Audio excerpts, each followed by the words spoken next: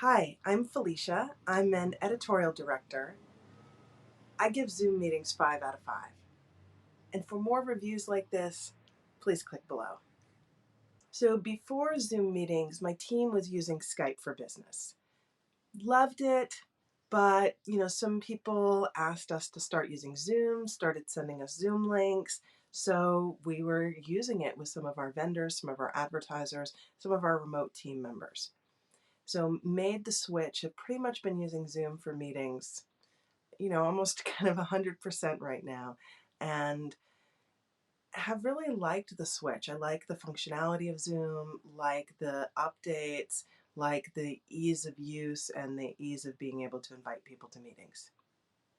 Well, honestly, I started using Zoom for meetings because I was being sent so many Zoom links for meetings, and it was an easy way to join in on other people's meetings. Then I started using it myself.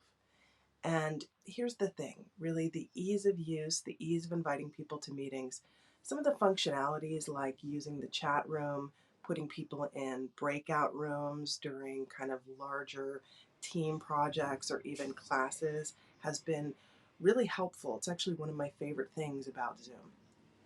I also like the screen share feature. It's really easy to use.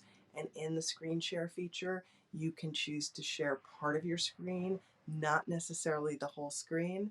And also there's a lot of ways to integrate Zoom with different calendar functions. So being able to send people a calendar invite along with a Zoom meeting has been really helpful for working with different team members in different places.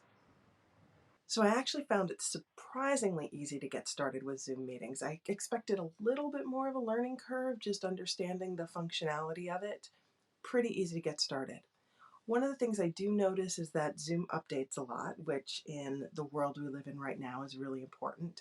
So sometimes I discover new features all the time and try to find ways to integrate it, like different kinds of backgrounds, different kinds of functionality even within the meeting, and different ways to use, filters and the chat feature and everything else. So I find that even though at this point I'm pretty familiar with using Zoom, I'm constantly learning new things and getting new hints from other people. So I would say, as you're learning Zoom, definitely keep up with what's changing.